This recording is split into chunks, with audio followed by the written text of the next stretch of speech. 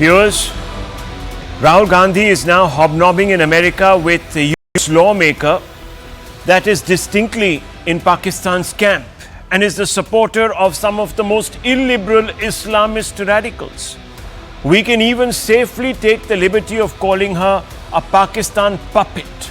Naturally, Rahul Gandhi's meeting with US woman, Ilhan Omar, has kicked up a storm.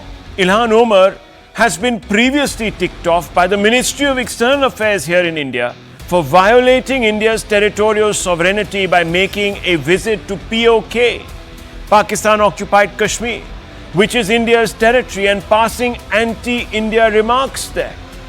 The leader of India's opposition occupies a constitutional post.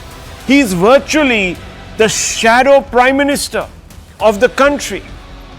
The people expect Rahul Gandhi to hold the government to account, but the right doesn't and can never extend to undermining the nation's territorial integrity or sovereignty. So when Rahul Gandhi accepted an invite to meet US lawmakers, he should have checked whether any of them had a history of undermining India's national interest.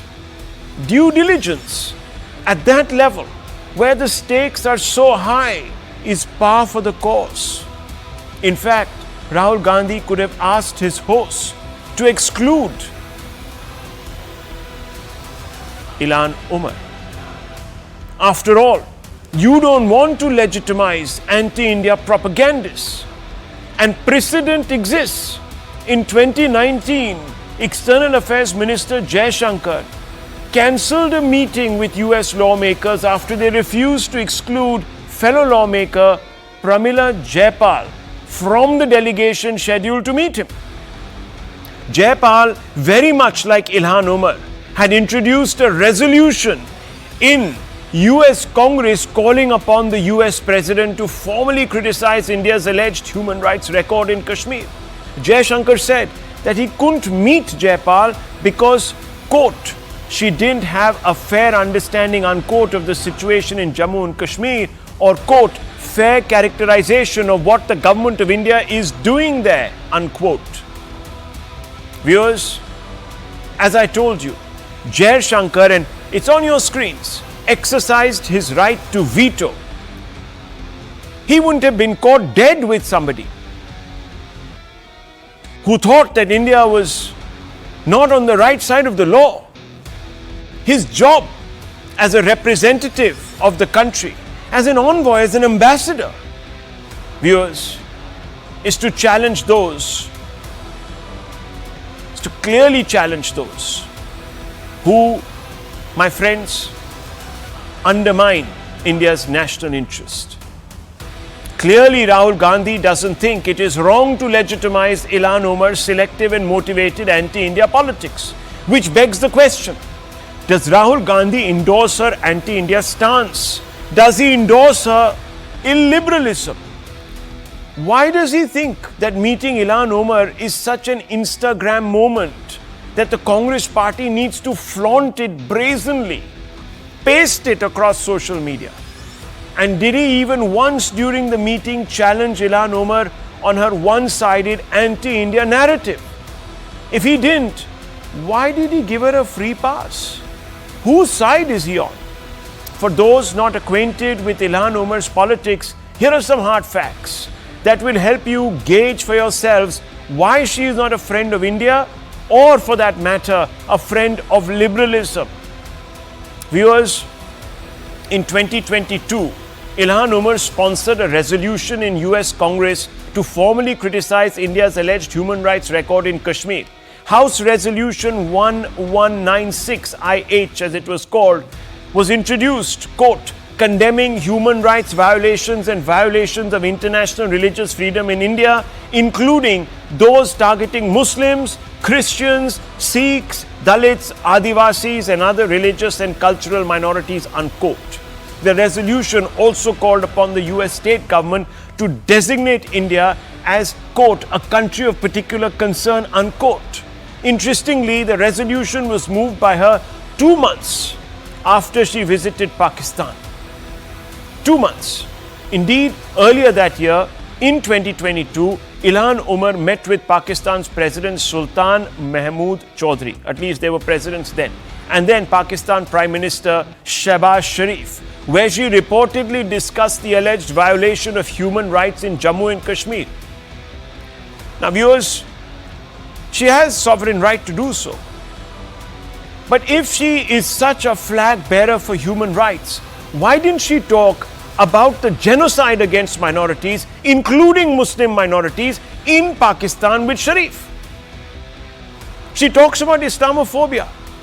When Muslims turn upon other Muslims who they deem are kafirs, that is also a form of Islamophobia. But no, Ilhan Omar kept quiet. Why didn't she talk about xenophobia directed against Baluchis? In that same visit in 2022 to Pakistan, Ilhan Omar made a highly publicized visit to Pakistan-occupied Kashmir too. In POK, she promised to, quote, mainstream, unquote, Pakistan's concerns over India's human rights violations in Kashmir. Once again, did she raise Pakistan state's role in quashing the democratic rights of Kashmiris in POK? No, viewers, she did not. Not once ever, in fact, has she done so.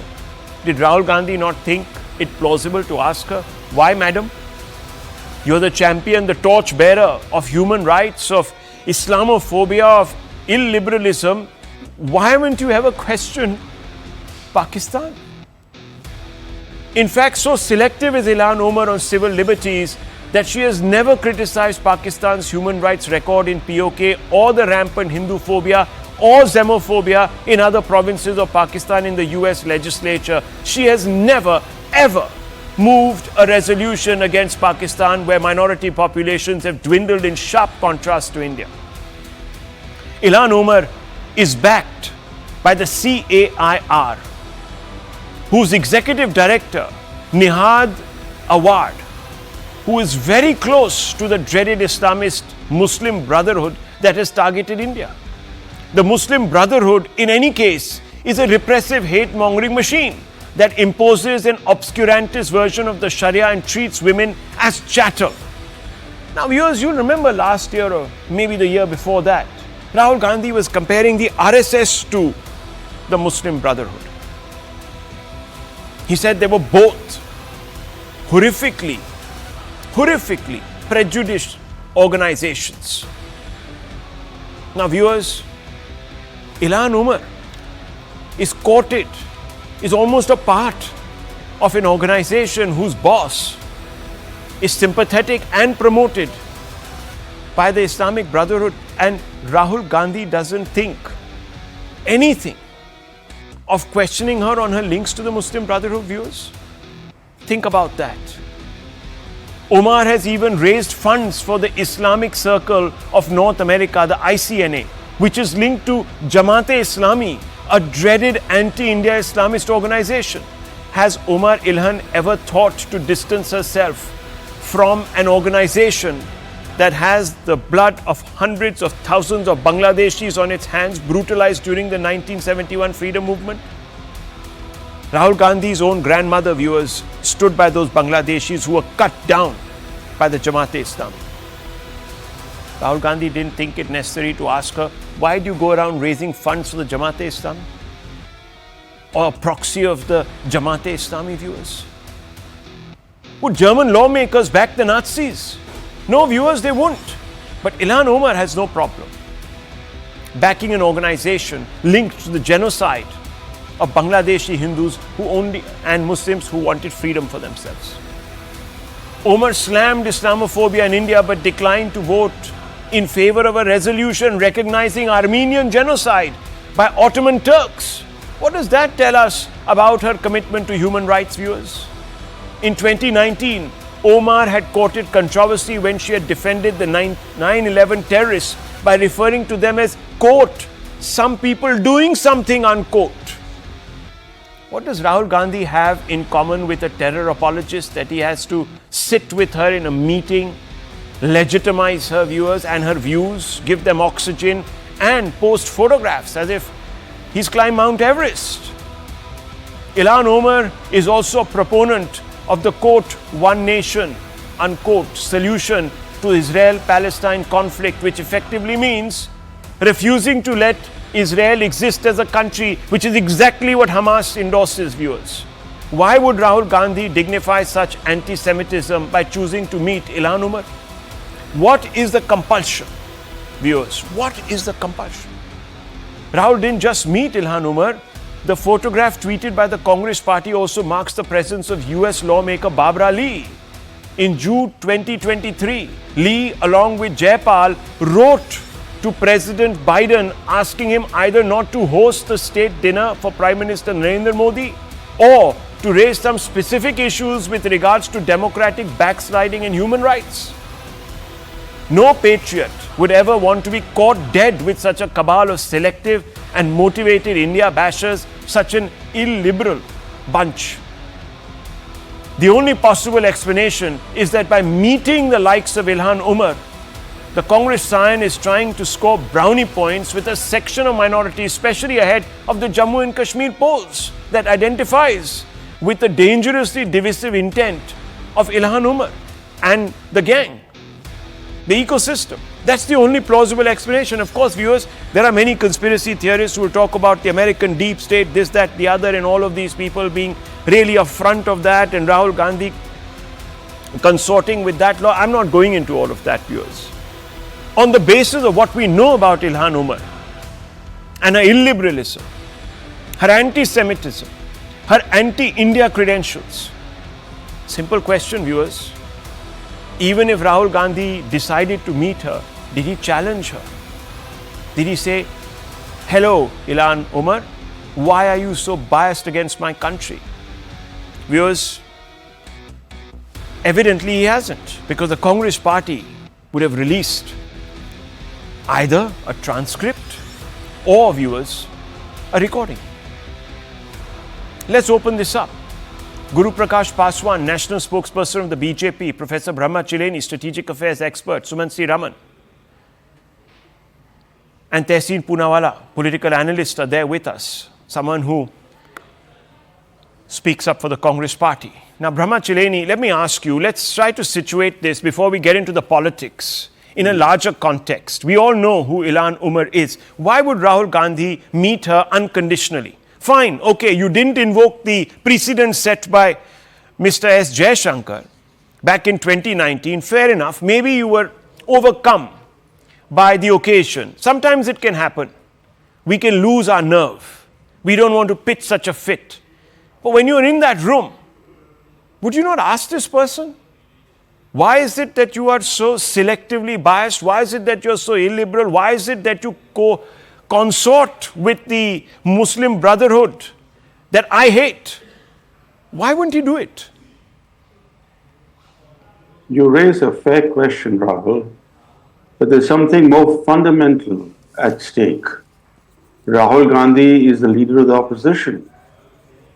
If that being a constitutional position, one expects him to act with some degree of maturity and responsibility.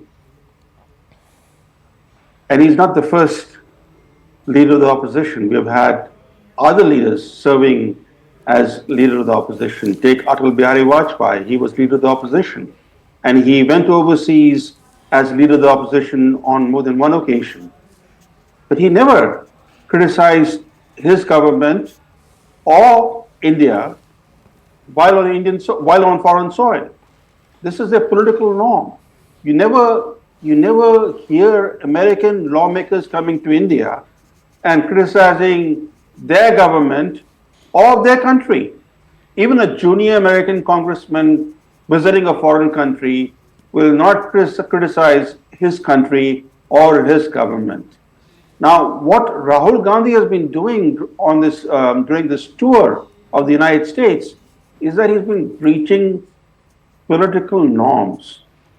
He's been making statements, not just criticizing the Indian government or Prime Minister Modi.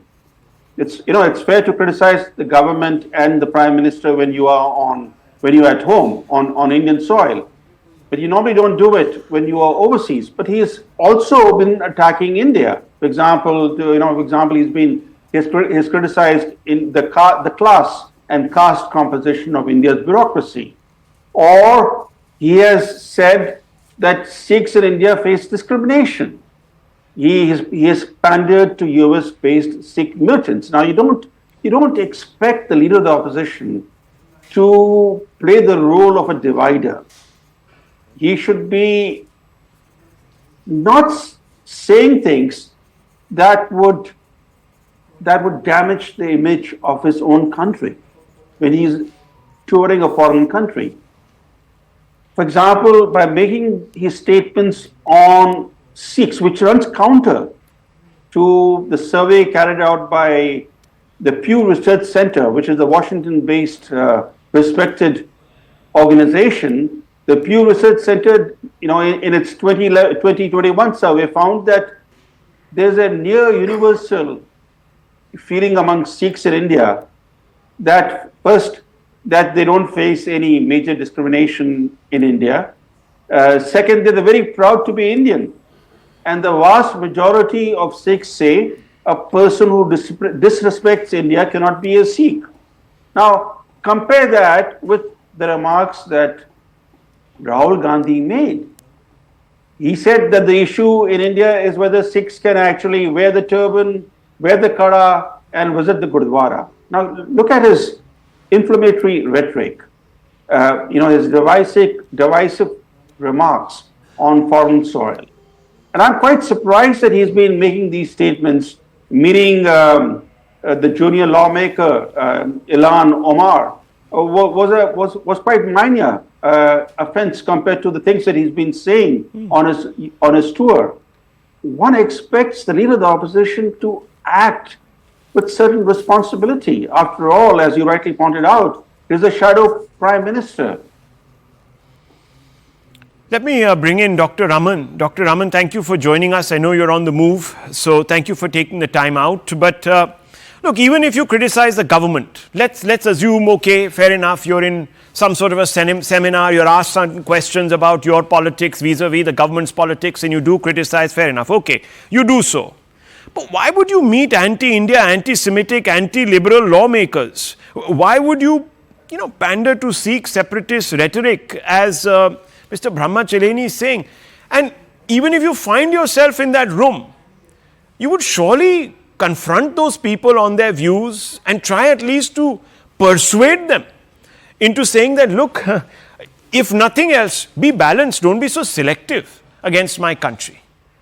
Yeah, Rahul, first of all, you're making it look like it was a one-on-one meeting with Ilhan Omar. It was not. It was a group of congressmen who actually met Rahul Gandhi, and you're not mentioning the names of Raja Krishnamurthy or Ro Khanna or Pramila Jaipal or Bradley Sherman, who has some of the other Congress members who actually met Rahul Gandhi. So this whole thing is being made out as if, it was a one-on-one meeting that Rahul Gandhi sought to have with Ilhan Omar, which is far from the truth. When you go there and there is a group or delegation of Congress men or Congresswomen coming to meet you, I don't think you as a guest can say that, throw this person out or don't allow this person to come and meet me. So I think it's extremely unfair. Okay. Now, about the issue of, people rubbishing India overseas, I just want to jog your memory a little bit and tell me who it was who actually said people were ashamed to be Indians before 2014. Do you recall who said that and where it was said, Rahul? Maybe if you recall that, then you will not be making this issue of Rahul Gandhi and what he said. Okay. So I think you remember that speech, right? Yes, yes, I do very much. Multiple times. I do very much. People, and if that is not, rubbishing India abroad, you will have to tell me what, maybe Mr. Chelani can say how that fits in with the, glorification. Can I ask you a couple of questions? You're right. Sure. I'm not trying to make this a one-on-one. The pictures are there. But let me tell you, Dr. Raman, Ro Khanna, Jaipal, Babra Lee are all individuals who have passed and signed on to anti-India resolutions. And one second, sir. No, one second. Let me just finish. Right. Since you said that you cannot ask the host to include or not include X or Y. Let me tell you, sir, in 2019, External Affairs Minister S. Jaishankar cancelled a meeting. Cancelled a meeting with US lawmakers after they refused to exclude fellow lawmaker Pramila Jayapal from the delegation scheduled to meet him. Why? Because Ms. Jayapal, and those are the pictures on your screens, because Ms. Jayapal had moved a resolution condemning India's actions in Jammu and Kashmir. India's actions, saying there are human rights violations, they were selective. So I'm asking you, if it's okay, no, hang on. If Mr. Jaishankar, a mere minister, can exercise that right on an official visit, upset the US. In fact, let me tell you that Kamala Harris, who wants to be the president now, stood by Ms. Jayapal, criticized S. Jaishankar, even though she was by then the Vice President of America. So let me tell you, Dr. Raman, if you have a patriotic heart on your sleeve, you will do it. You will say, I'm sorry, I don't want to meet these louts. And even if I do, let me ask them some formal questions and let those be televised. How do you get the louts, as you call them, to change their mind about India? You can question them. You can question them. You can have your great interactive sessions with them. You have a dialogue, and you have a public dialogue, which is what this meeting is all about. Right. I don't understand this Viewers, whole logic. What let me tell you, the problem is, as the shadow prime minister of this country, not merely an external affairs minister, as a shadow prime minister, I would have put my hand up and said, hello, I'm willing to meet these people. Will they take my questions? Will Ilhan Omar, Babra Ali, Jayapal, Ro Khanna, all these characters, will they answer my question? Why have they never passed a resolution against Pakistan? Why have they never passed a resolution against their own country, United States, for carrying out indiscriminate bombing raids, invading a country, going into Iraq, dropping bombs?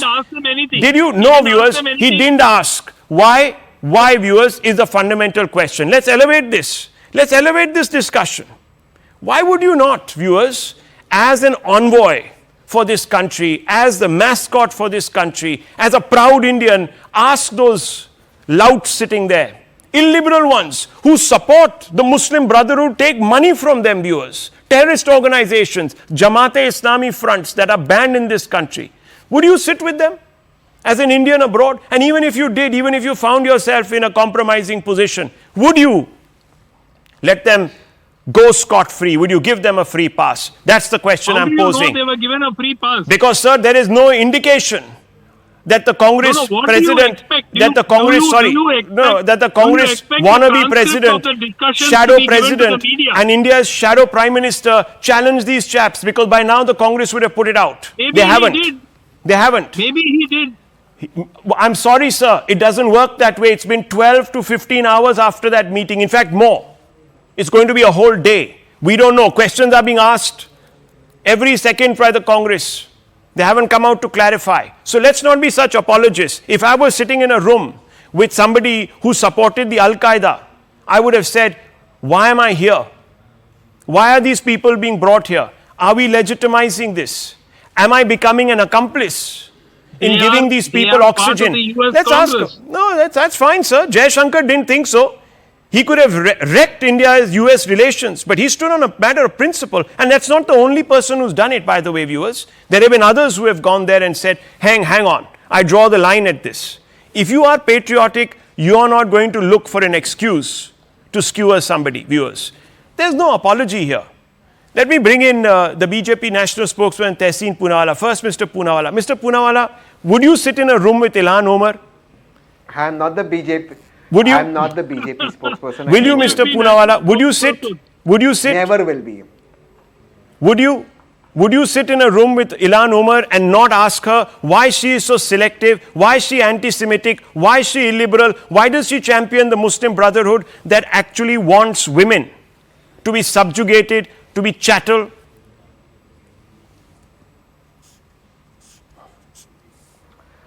Rahul, there are two parts to your question. Number one, I am not the leader of the opposition in the country, so no, I wouldn't sit with Ilhan Omar, but it is the duty of every lawmaker in the country to engage with every lawmaker in another country, particularly if their opinion is detrimental or against the interest of my country, and to convince them to come on the path that works in interest of my country. Now, I can give you several examples. For example, 12 RSS BJP delegations have met the CCP, the Chinese Communist Party.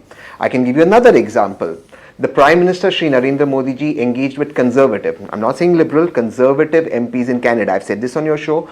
MPs who actually visited Canada and supported a separate formation of Khalistan.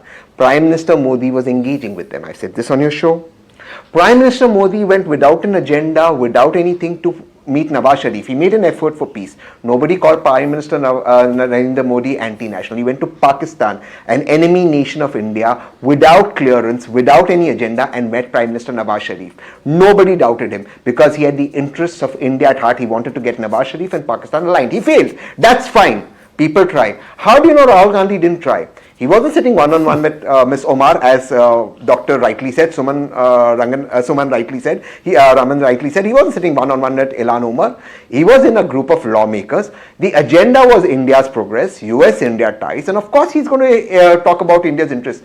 This debate of debasing the leader of opposition and saying, oh, he's anti-national. Let me ask you, nothing was more anti-national, nothing in my opinion, than BJP lawmakers. Hear me out, BJP lawmakers, indulging with those who tried to stop the 123 agreement and the nuclear deal for India when India was not assigned to the NSG, and they colluded to try and stop it. That they failed is another matter. Nothing was more anti-India than that. But nobody said Arun Jaitley ji was anti-India. Sushma Swaraj ji was anti-India. Rahul Gandhi was taking forward an India agenda. He's an Indian lawmaker, Indian leader of opposition. He will engage with other lawmakers. One last thing, Rahul, and you know this more than anyone else on this panel. Maybe Brahma ji knows this. India has tracked to diplomacy with Pakistan even today. Therefore, when the missile got fired from India and landed in Pakistan, and of course it had no warhead, if we could immediately on the hotline talk to somebody in Pakistan and say this is not an attack, thereby stopping a Pakistan retaliation. Even today, India is talking to Pakistan. India is talking to Taliban. Why? Why? Okay, viewers, I'll tell you why this is also problematic. Why Rahul Gandhi may not have actually challenged these people. Because if you remember, WikiLeaks cables, they were out. Julian Assange went to jail for putting them out. WikiLeaks is fake. 1 second, sir. If it's fake, then why was the US going after him? Why did he have to spend so many years in prison, etc., etc.? Let's not I'm not a citizen of the US. Oh, just 1 second. Tehseen Poonawala, let me tell you. I'm not a citizen of the when US. Rahul Gandhi met US diplomats in Delhi, he identified Hindu terror as the #1 threat to this country. And they reported back. Now, viewers, each one of these people in that room have passed resolutions exactly along those same lines. 2 or 3, of course, are Pakistan's puppets. So there's an alignment of views. They believe Hindu terror is rampant, Islamophobia is going through the roof, not realizing that it's not in Pakistan where the minorities are increasing in numbers, but in actually India. That's why Rohingyas want to come here, Afghans want to come here, Kazakhis want to come here, Kyrgyz want to come here, and they come here and they are given refuge, viewers. Bangladeshis want to come here. Because Rahul Gandhi believes that Hindu terror is the #1 threat to this country. He found souls that would echo his view. He's in his echo chamber, viewers. This is not some great theoretical exercise in diplomacy. He's in his echo chamber. 1 minute, let me bring in the BJP national spokesperson. Mr. Tehseen Poonawala says, so what? Rahul Gandhi is doing exactly what the BJP has done in the past. Would you like to respond? No, Rahul, I think Mr. Rahul Gandhi having a photo clicked with Ilhan Omar, who, like you said, has introduced anti-India resolution on multiple occasions, her stand is very particular. And Mr. Rahul Gandhi, who is in a constitutional position, the leader of opposition, having a photo clicked is an endorsement of that stand. It is an open secret, and I'm so glad that you had Mr. Chelani on this panel. Of all the people present in this panel, Mr. Chelani is one of the greatest mind of foreign policy of our generation. And if he says something, it carries a lot of weight. It has to be understood, Rahul, that be it Ilhan Omar's visit to Pakistan occupied Kashmir, I want to ask my dear friend Tehseen Poonawala. It was the Congress party that has passed a resolution that Pakistan occupied Kashmir is part of India. It is not the Bharatiya Janata Party exclusively. It is not the exclusive domain of the Bharatiya Janata Party. It is a constitutional prerogative. Unity and integrity of India cannot be a parochial agenda, Tehseen. We have to understand. When Ilhan Omar goes to Pakistan-occupied Kashmir, she endorses the narrative of Pakistan.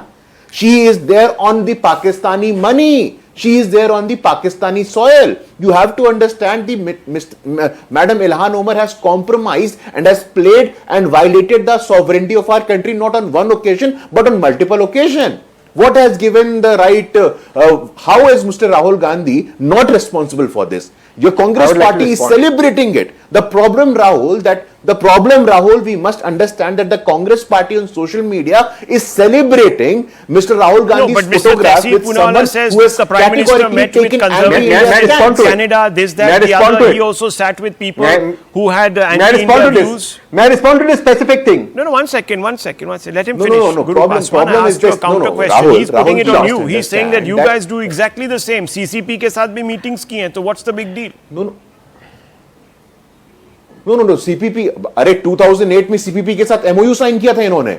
Rahul, I think you of all the people are very well aware of the fact that they signed an MOU. Rajiv Gandhi Foundation or Rajiv Gandhi Institute of Contemporary Studies has received money from the CCP. CCP has supported and financed the think tank of my friend Tehseen Poonawalla. RGICS, RGF is a Congress funded think tank. CCP से तो आपने पैसे लिए हैं. So I don't think that Mr. Tehseen Poonawalla or Congress party has any moral authority or locus standi to speak on the alliance with CCP. But this is a more deeper problem. We have to understand that you are on a foreign soil, and like you said, a shadow prime minister, because he will never become the actual prime minister. So let me tell you, let me bring in Mr. Chileni one last time. A constitutional officer. May I please make one point? May I please make one very important intervention? Just one very important intervention. Yeah, okay, make your point. I won't take more than a minute. Rahul, sometimes I really do wish India had a strong and powerful Prime Minister like the ex-Chief Minister of Gujarat, Narendra Modi ji, who since 2014 would have ensured that this MOU is exposed. Who would have said, why did he in PM Care Fund take 50 crore rupees from China? But more importantly, leave all of this. When Ilhan Omar went to POK, which is a legitimate part of India, and I believe this, and I can die for India, he would have said, I will boycott Kamala Harris. I will not deal with her anymore under Democrats, even if she becomes president. Abhi, main Prime Minister hota. Sir, do you know that the MEA, hang on just a minute, the MEA ticked her off. No, hang on just a minute. No, excuse me, I'll tell you what happened. You actually hit the nail. No, 1 second. Now let me finish, please. Now let me come in with the facts. Viewers, the MEA raised this with great concern with the Americans. And you know what the Americans did? They did a complete volte-face. A statement was put out by the MEA saying that we will not tolerate this nonsense. Please explain under what capacity has Ilhan Omar gone there. This is going to upset our relationship. Immediately, the US State Department and the White House issued statements saying that she went there in her private capacity. They backtracked, they abandoned Ilhan Omar. Viewers, this is what, please. Now, I want to bring in Mr. Chilani. Now, listen, I gave you your time. You put your foot in your mouth. You walked into this. You said, why didn't the Indian government do anything about it? The Indian government did a lot about it. Ilhan Omar was then... So if she went in a private capacity on Indian, viewers, let me also tell you that Ilhan Omar was also kicked out. If she was not... 1 second, sir. Now, please don't speak over me. Ilhan Omar was also kicked out. 1 second. Was also kicked out of, viewers, the Foreign Relations Committee, the Senate Foreign Relations Committee, because she was thought to be a liability. That is the kind of person that Rahul Gandhi was meeting with, fraternizing with, and 2 or 3 others who share her point of view in Washington, D.C., and never asked them a question which challenged them. And you know why, viewers? Because he believes what they believe. He's at one with them. His sister tweeted against Israel. Ilhan Omar does that repeatedly. She doesn't even want Israel to exist. She wants a one-state solution in the Gulf. Rahul Gandhi believes that Hindus are killers. He has said it on numerous occasions that Hindu terror is the #1 threat to this country. And you heard Tehseen Poonawalla very rightly come out and say Very rightly, he came out and no. said, Where did he say look at Hindus the are killers? WikiLeaks, look at the I WikiLeaks. He object talks to about this. the RSS. RSS has not no, got he Hindus never in said them. Hindus are killers. RSS has no Hindus in them. RSS has no Hindus in them. He calls the RSS a terror organization. He compares it to Muslim Brotherhood. How can you just misquote the LOP this way? Viewers, I'm sorry, let me Rahul. tell you. You're not let me tell allowing you, me viewers, to speak. You've made a statement Tehseen that's not Poonawala true. even came out and said, I would not have sat with Ilhan Omar. Yet his Sambandhi does. I wish Tehseen was the leader of the opposition today. At least he would have had better sense. At least he would have taken a more strident view of things. 1 second, let me bring in Mr. Chileni. Mr. Chileni, you heard some of the arguments. What do you make of these arguments? My concern is larger.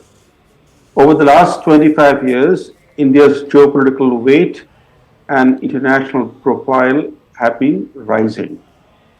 But if you hear the statements of the leader of the opposition on his current US tour, you would think of India as a country in turmoil, a country where inequality, lack of opportunity, and divisions are so chronic as to weigh the country down. Yeah. So this kind of messaging that Rahul Gandhi has been conveying on his US tour flies in the face of India's salience in international affairs.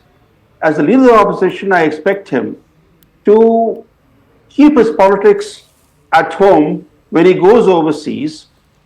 He could have made his tour of the US to present himself as an upcoming leader, as a future prime minister. Yes. To have a more upbeat agenda.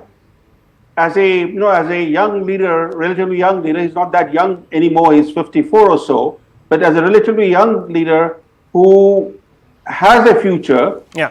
he could have presented himself Absolutely. as the promise of the future. Exactly. Instead, attacking his own country What? on American soil at a time when the Americans have literally affected a major regime change in Bangladesh, taken India by surprise, and they're already aiding the insurgency in Myanmar by supplying arms to rebels in Myanmar. So creating this problem in Manipur where drones are coming in True. and other weapons. Given these geopolitical realities, I would have wished that Rahul Gandhi had displayed greater responsibility in his remarks in the US, and the way he portrayed the Sikhs in India, and the way the terror group, designated in India as a terror group, the Sikhs for Justice, Panun's group, the way that group welcomed Rahul Gandhi's remarks underscores the fact that when you make divisive comments on foreign soil, you will certainly give succor to those who want to disintegrate India. There you go, viewers. This is not a view that comes from any political party. Brahma Chalani is a critic of also Modi's foreign policy. You can read the work that he has done for years altogether. So he is an independent voice speaking independently tonight, and he is counseling Rahul Gandhi to rise above. As I had begun by saying, the leader of India's opposition occupies a constitutional post. He is virtually the shadow prime minister of the country. The people expect Rahul Gandhi to hold the government to account. But the right doesn't and can never extend to the undermining of the nation's territorial integrity or sovereignty, especially on foreign soil. Viewers, think about that. And I want to move on